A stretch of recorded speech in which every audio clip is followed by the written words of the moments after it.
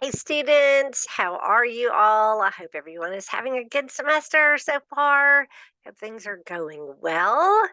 I am glad that students are participating in class. It's nice to see that you're sticking to this. I know it's easy to get behind and just go back. This is a no stress class. I don't want it to be stressful. So if you missed a week, go back and rewatch the video. If you're behind on writing, that's okay. Take a little time and catch up. I don't want it to be stressful because when we get stressed, especially about writing, we tend to get even further behind then because we worry about it and we get writer's block and then we feel really far behind and then we end up just either not doing a great job or not finishing. So just let go of the stress. Just say, I got this because you do. You've got this. So, what are we going to talk about today? Oh, really big. We're going to talk about 1947 and going into the 60s. So let's see a couple of things that happened. I'm just going to hit the highlights. Okay, there's a ton of history going on. So I'm just hitting a few of the highlights. The United Nations voted in favor of the creation of the independent Jewish state of Israel. And India and Pakistan gained independence from Great Britain. So we have some new nations either forming or reforming now. Some strides in the civil rights. Jackie Robinson joined the Brooklyn Dodgers, becoming the first Black player in Major League Baseball. Now, again, remember that that doesn't mean that Jackie Robinson had rights, but it's a step. The steps weren't coming nearly fast enough, but it's still a step. 1949, look at some of the things that happened. The Communist People's Republic of China is proclaimed under Mao Zedong. So, huge change in the Chinese nation there. The Geneva Convention is agreed, providing an agreement on the treatment of prisoners. That's a big deal because we're starting to work together as nations to say some things should not happen. And that's when we have prisoners of war, that there's a certain expectation. Now, of course, that doesn't mean everybody follows that. But there's a certain expectation that we will treat them humanely. Look at this, the first nonstop circumnavigation flight all the way around the world. I think it refueled in the air 4 times. Indonesia, another nation, becomes independent.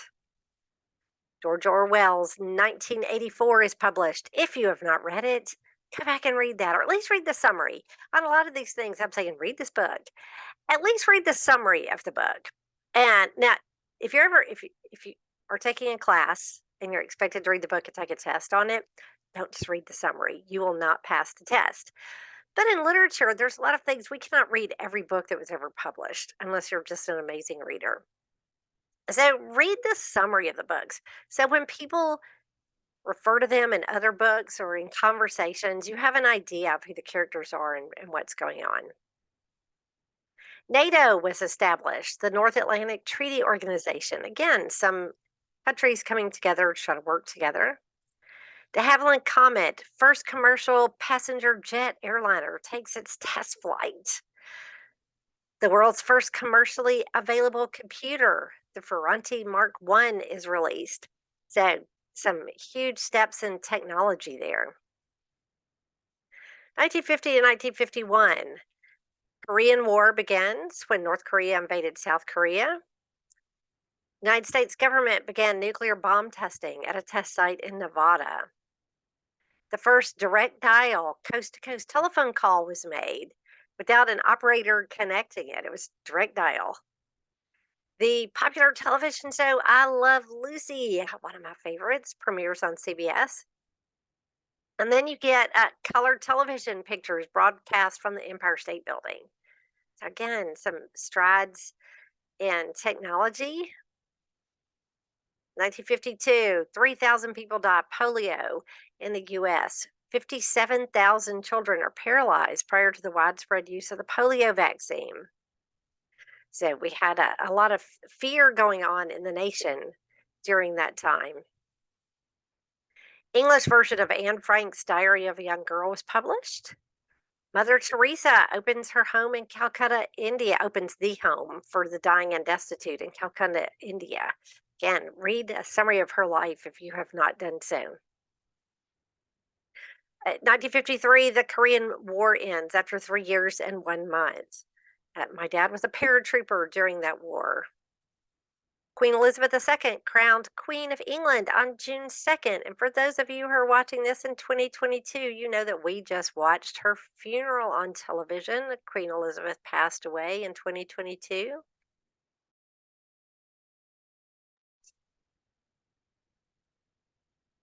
Okay, now the 60s. There's a lot going on in the 60s. The 60s were huge. So read more in depth. I'm going to hit some highlights. Huge steps for the civil rights movement.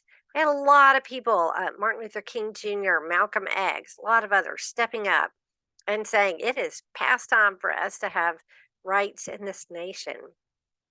The Birmingham church bombing, a historically black church was bombed, and I believe 4 young girls were killed and others were hurt in that bombing. It was very tragic. And, it really made people realize how much people were working against the civil rights movement, how many people were had rather bomb a church than to allow civil rights to happen. Martin Luther King Jr. assassinated. That happened in my hometown. You can come to Memphis, Tennessee, and see the spot. Very tragic event, very sad day for the nation. Vietnam War started, still going in the 60s. The war protests. You had a lot of people saying that this was an unjust war and that we should not be a part of it. So you had a lot of young men back then being drafted. That was no women were in the military at the time, so I'm correct there in gender and saying young men were drafted. You had a lot of people protesting. You had a lot of people leaving the country, going to Canada or just fighting out to not be drafted. You had a lot of other things going on. The Woodstock Music Festival. Look that up if you're unfamiliar with it. Just huge cultural event, just celebrating the music of the times. You have the Stonewall Riot. This was the beginning of a huge gay rights movement. The Stonewall Riot was a LGBTQ group was targeted. They were targeted all throughout the city, especially New York, Chicago. Any place where they congregated was raided, and people were arrested. And in the riot, people said, "This is enough. We're not doing anything wrong. We're just hanging out." And we also want equal rights, civil rights. We have a right to come to an establishment and it not be raided just because we're here. So that was a huge movement in the LGBTQ plus movement for civil and equal rights. So you have two civil rights movements going on. With the moon landing, we have President John F. Kennedy shot, Robert Kennedy assassinated. So there's a lot of turmoil. There's a lot of good things going on, but there's a lot of turmoil. There's a lot of people standing up and saying there are things that are not right. People are finding their voice finally and saying, we're going to bring change. So it's a beginning of a time that I like to study because again, it's a lot of people finding their voice. It's a lot of people saying enough is enough and I'm going to stand up for what's right. I'm not just going to follow anymore. We had a lot of people stepping up to be leaders. So the literature of the times reflects that. There's here's some of the American and world literature in the 50s. So you see, we have Dr. Seuss, Cat in the Hat, uh, E.B. White, Charlotte's Web, Ray Bradbury, Fahrenheit 451. Again, look up some of these. You don't have to look up Cat in the Hat. You probably remember Cat in the Hat. You've probably read Charlotte's Web, but Ralph Ellison, Invisible Man, J.D. Salinger, Catcher in the Rye, James Baldwin, Notes of a Native Son, Anne Rind, Atlas Shrugged, Jack Kerouac, On the Road. And then around the world, we had Tolkien, Fellowship of the Ring. We had Chidwa Shebe, Things Fall Apart, Vladimir Nabokov, Lolita.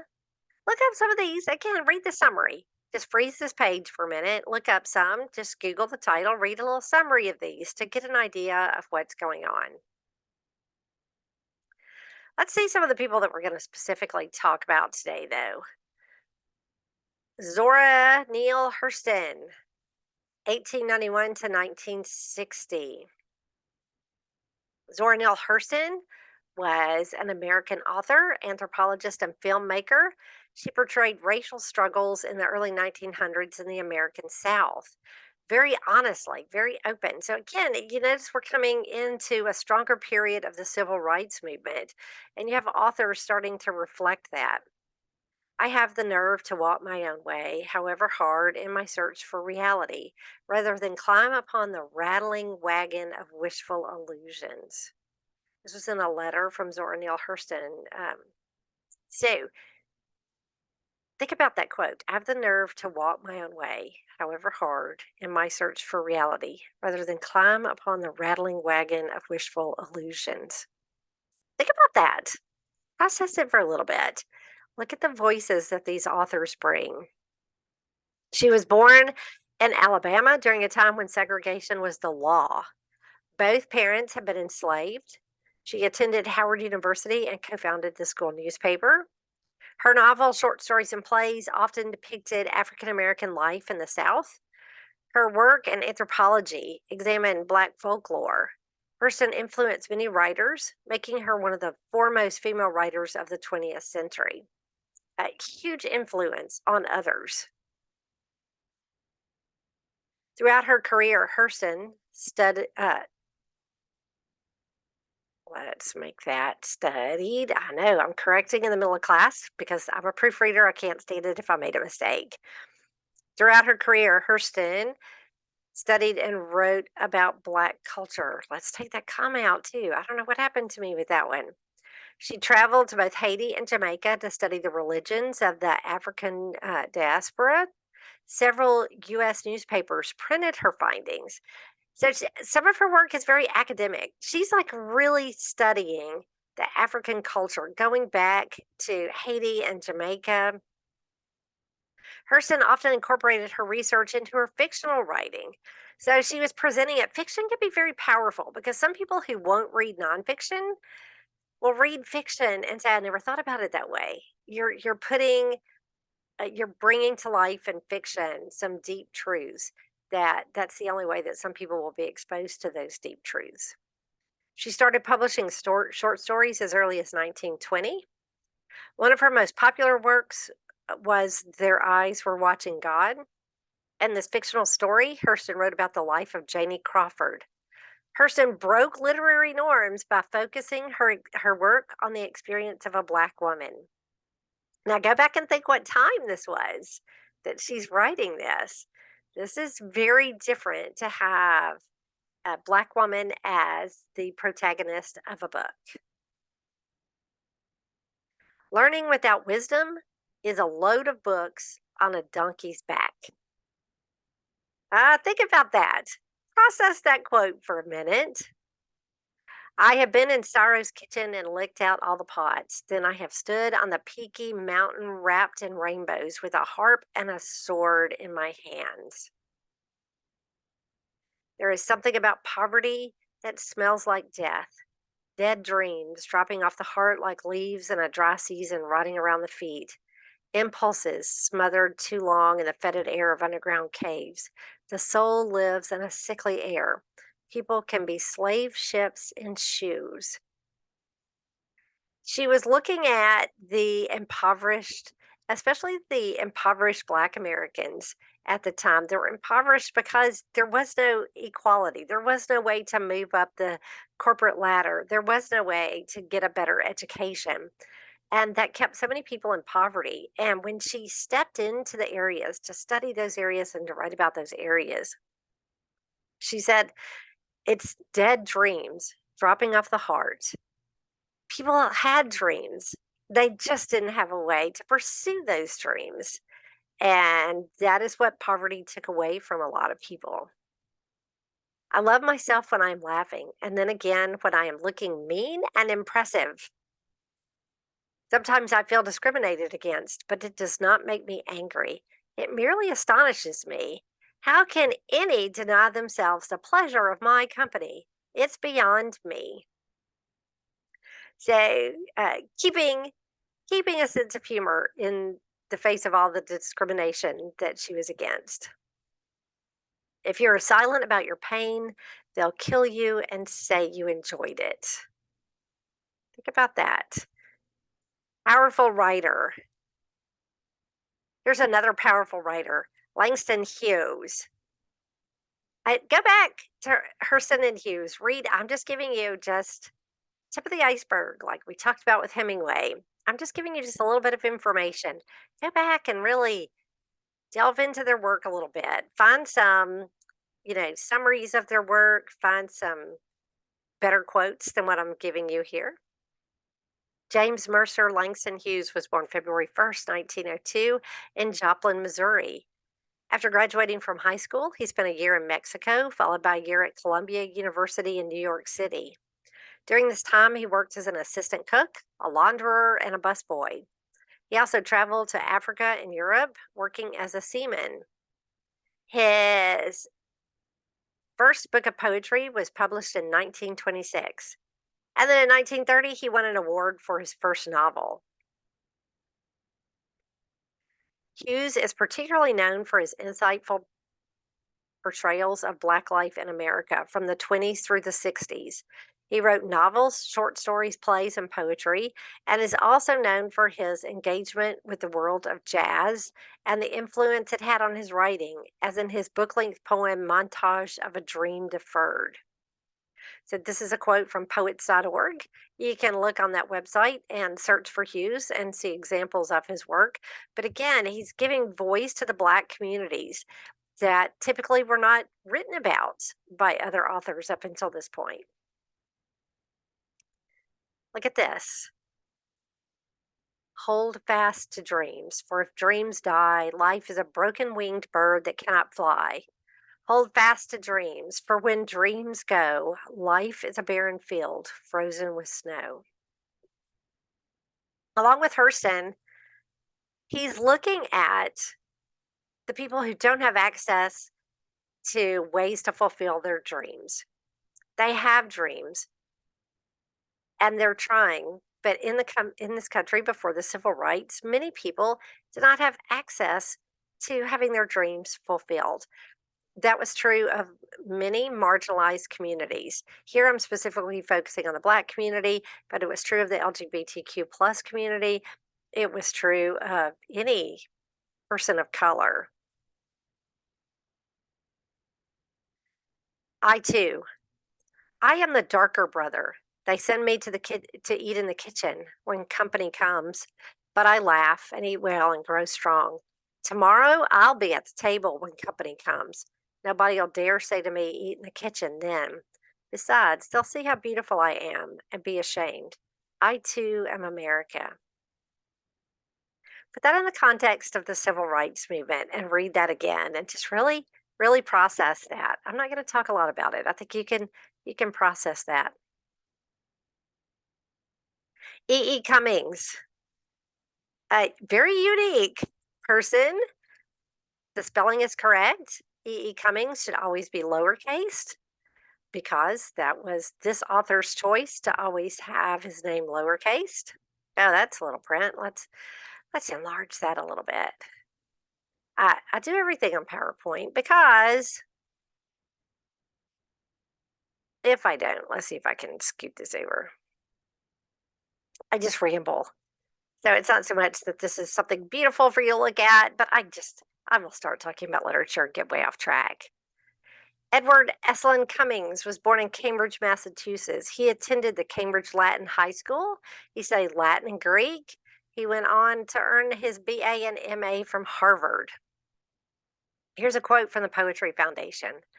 A typical Cummings poem is spare and precise, employing a few key words eccentrically placed on the page. Some of these words were invented by Cummings. He did make up his own language, often by combining two common words into a new synthesis. He also revised grammatical and linguistic rules to suit his own purposes, using such words as if, am, and because as nouns. So if you can picture the word if as a noun, I can't do that well, or assigning them private meanings to words. Despite their non traditional form, Cummings' poems came to be popular with many readers. No one else has ever made avant garde experimental poems so attractive to the general and the special reader. So I will admit, I struggle with E.E. Cummings' poems. I'm a person who's fascinated by them. Like this says, the general reader tends to become fascinated. I will admit, though, that when I get to an end of an E. Cummings poem, I often have to look it up and see what other people say that the poem was about because I get to the end and I'm like, I have no idea what that was about. He considered himself a pacifist. So during World War One, he volunteered as an ambulance service rather than take a fighting position. I'm going to have to scoop this just a little bit. There we go. He wanted to play a role, but he also wanted to uphold his beliefs as a pacifist. And when the French censors monitored mail being sent out of France during the war, he began to make this. This is what I think is funny. He began to make up words and change the meaning of others to baffle the censors. So during the war, they were trying to figure out who was a spy because obviously there were spies back then and they had sensitive material being sent by mail. Think this is before everybody had texting and everything else. You had to send things by paper. And so they would censor it. They would open mail and open things going back and forth to see who was passing information. So he made up words or he changed the meaning of words. So the censors had no idea. So they assumed he was sending something in code. So he was put in prison for treason for 3 months from September to December in 1917. Now, in 1922, he published his first book, The Enormous Room, and it's a fictionalized account of his French captivity. So he stayed in captivity rather than just say, look, I'm just making up things. They did figure it out, but I don't know. It just seems funny to me. Cummings' first collection of poems, Tulips and Chimneys, was published in 1923. Okay, let's see. As freedom is a breakfast food, you can look on poetryfoundation.org and search for this and read it a lot better than what you can see on this. Let's see if I can put this in bold and make it just a little bit better for me to read. As freedom is a breakfast food, or trust can live with right and wrong, or molehills are from mountains made long enough and just as long. Will being, will being, let's see, pay the rent of seam, and genius please the talent gang, and water most encourage flame. As hat racks and peach trees grow, where hopes dance best on the bald man's hair, and every finger is a toe, and courage is a fear, long enough and just so long will the impure think all things pure, and hornets wail by children stung. E. E. Cummings, very, very unique person. Here's another one. Honor the past, but welcome the future, and dance your death away at this wedding. Never mind a world with its villains or heroes, for gods like girls in tomorrow and the earth. All nearness pauses while a star can grow. All nearness pauses while a star can grow. All distance breathes a final dream of bells, perfectly outlined against afterglow. And all amazing thee and peaceful hills are all amazing thee. That's one of the examples of you read it and you're like, "What?" Because he just makes his own grammar rules. Not where, not here, but neither's blue, most both. Yeah, read that, ponder it, and if you're like me, you have to kind of really look it up and see what critics are saying some of this means. Now, parts of this I know, of course, and history immeasurably is wealthier by a single sweet day's death, as not imagined secrecies comprise. Golden, huge, whole, the upfloating moon, time's a strange fellow, more he gives than takes, and he takes all, nor any marble finds. Very unique. Die for dreams or a slogan may topple you. Trees are their roots and wind is wind. Trust your heart if the seed catches fire, if the seas catch fire and live by love, though the stars walk backward. All right. Grammar tip. Capitalization. Capitalize all languages. Spanish, English, Latin, Arabic.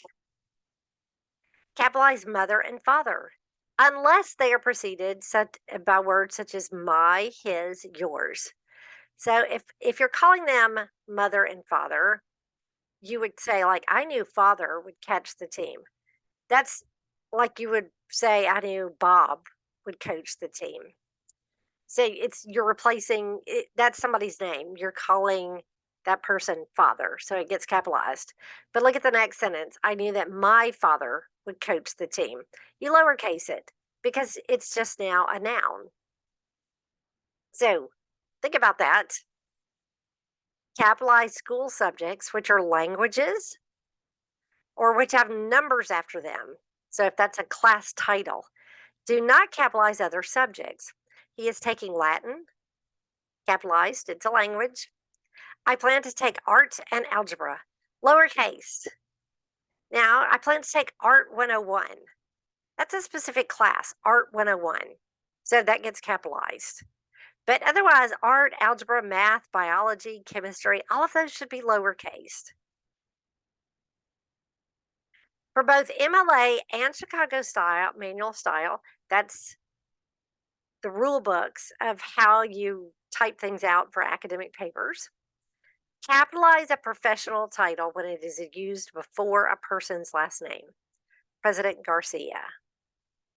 Lowercase the title when it is used after the name.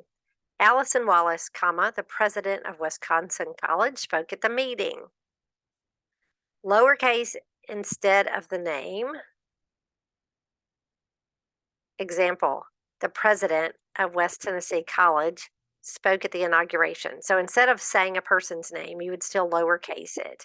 So if you're just giving the person's title, it's still lowercased. I know that's different for many people. It's different from what we learn in like elementary and early middle school. But these are the style guides that you'll use all the way through college. So it's important to know when you're being tested or when you're writing what style guide you're using. But for this, MLA and Chicago Manual style, that's how you decide titles. Do not capitalize after a colon if you're introducing a list. There are 3 things I need from the store: colon, bread, sugar, and butter. When a colon introduces an incomplete sentence, do not capitalize the first letter unless it's a proper noun. 2 things slowed me down in college: colon, my own uncertainties and my own procrastination. Do capitalize after colon if the first word is a proper noun. 3 people remember me here, colon, Kai, Ellie, and Amber. Or if what follows is a complete sentence. I will always remember my grandmother's words, colon, capital letter because it's a complete sentence. You should be kind to everyone you meet. Now, I know I go over these quickly, but pause the video, take a picture of this, go back to some of the grammar guides that I sent at the beginning, but slow this down, pause it for a minute, take some notes on this. Titles. Capitalize each word in a title of articles, books, etc., but do not capitalize articles, the or an, prepositions like of, or conjunctions, and, or, unless one is the first word or the sub of the title or subtitle. So the is capitalized here because it's the study of hope. But in the first example, it's not capitalized because it's just between the words, moving with the group. A is capitalized in the last example because it comes after the colon. Term paper, writing an outline. Okay, now look, for those of you who have opted to do the term paper, here's what I want you to think about. No stress. Okay. If you're still doing your research, you may not all the way be ready for an outline, but you're probably ready for an outline because if you're doing your research, you're figuring out what you want to write about your topic. Okay. Here's an example of just very briefly what an outline looks like. Introductory paragraph is your first one. Here is where you will write your actual thesis statement, will go as Roman numeral one. Then Roman numeral two, what's your first point that you're going to make about your topic? Roman numeral three, what's your second point? Roman numeral four, what's your third point? And then conclusion, you're going to restate the thesis i- with different words. Don't just cut and paste your thesis statement there. Let me give you an example. I don't know why there's a kind of space here. One, my thesis statement. Frogs are, now, this is for a very simple paper, of course. Frogs are unique creatures that can be found in many areas of the world. So, I'm going to talk about what makes them unique, and I'm going to talk about where uh, they're found. So, point number two, frogs are amphibians. Point number three, that's all I'm going to talk about in those paragraphs right here. Frogs are amphibians. Then, all I'm going to talk about is frogs are found throughout the world except in very cold places. Then, number four, I'm going to talk about a frog catches prey by flicking out its long, sticky tongue. And then, number five, there are differences between frogs and toads. Here's a better example. This one is more this one is more of like a very short, like just one page paper. Here's where we're getting into the longer papers, okay? In Harry Potter, J.K. Rowling uses three characters to show us how important friends can be. You do not have to list them in your thesis statement. You can put a colon and list them, but you don't have to. But you're telling me in this thesis statement that we're talking about the theme of friendship and three characters. So, Roman numeral two, Harry Potter. Roman numeral three, I'm going to talk about Ron. Roman numeral four, I'm going to talk about Hermione. And then for Roman numeral five, as we see in the book, friends are with us when life is hard and when life is fun. Now, let me show you how you can break that down even more. Okay. Because here you're like, there's still a lot I could say about Harry Potter. There's a ton. What am I going to say about Harry Potter? Each one of these you can then break down and put an A, B, and C under them. Harry Potter, A, visited Hermione every day in the hospital in Chamber of Secrets. That should be, I don't know what happened to my formatting there. So I'm going to capitalize that. Capitalize this. I have to proofread sometimes. Invited Luna to Professor Slughorn's Christmas party when others said he shouldn't. In Order of Phoenix, Harry encouraged Neville to keep trying and never give up when they were practicing the spells. So there are three times when Harry showed what a good friend looks like.